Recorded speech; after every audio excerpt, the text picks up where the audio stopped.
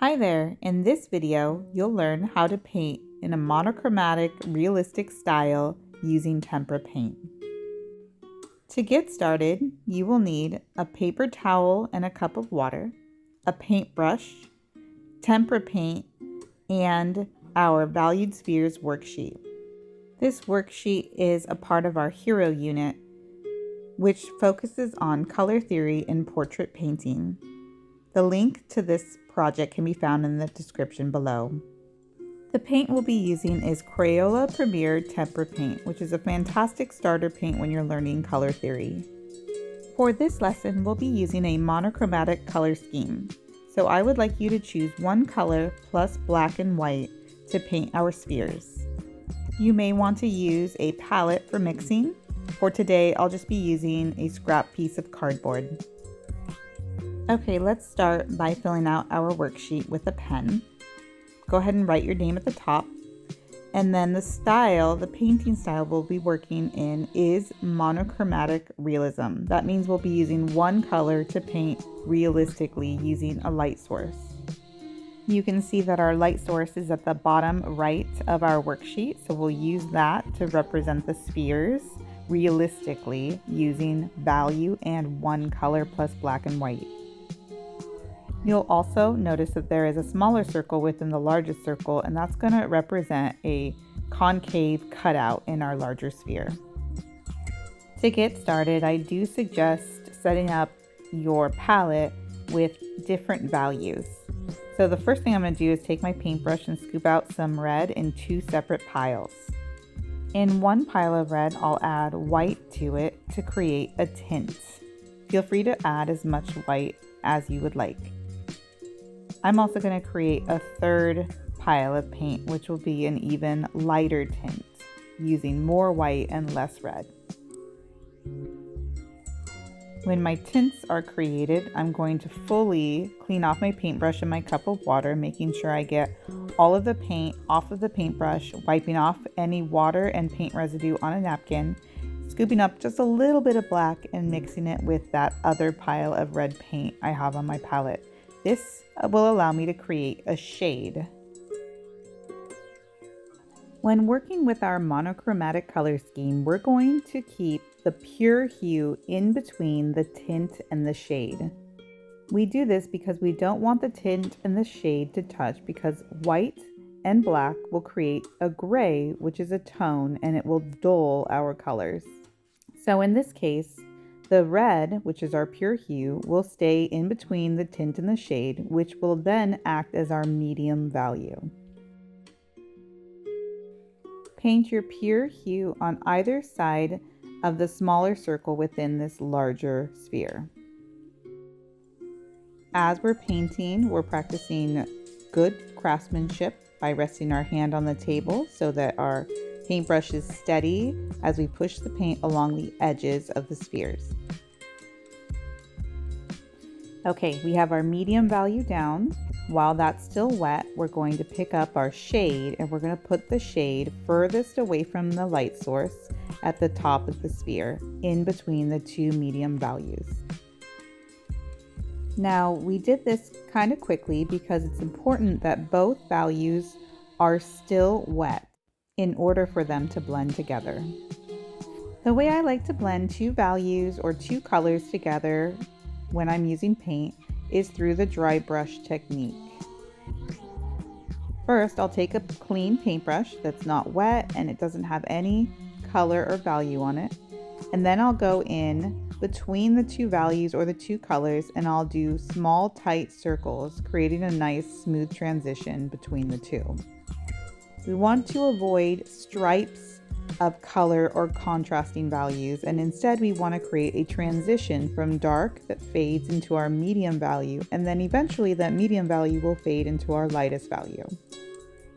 If you need to add a darker value, feel free to pick up some more shade and add it to the top.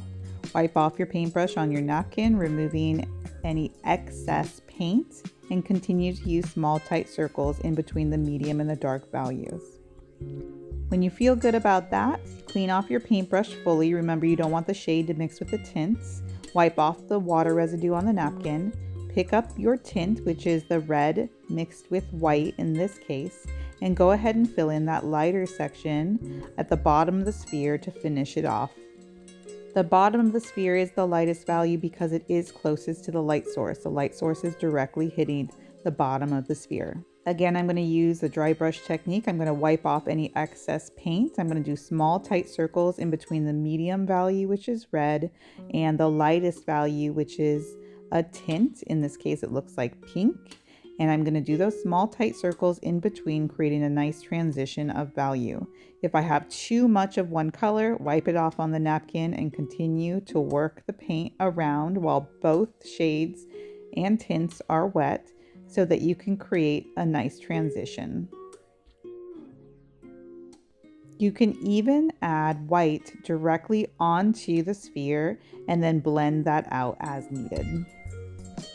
Okay, I feel good about the outside of my sphere, and so now I'm going to work on that concave element within this object. The concave element just adds another layer of depth to this painting. Start by adding the pure hue, the red, in the center of this concave section of the sphere, separating the tint from the shade.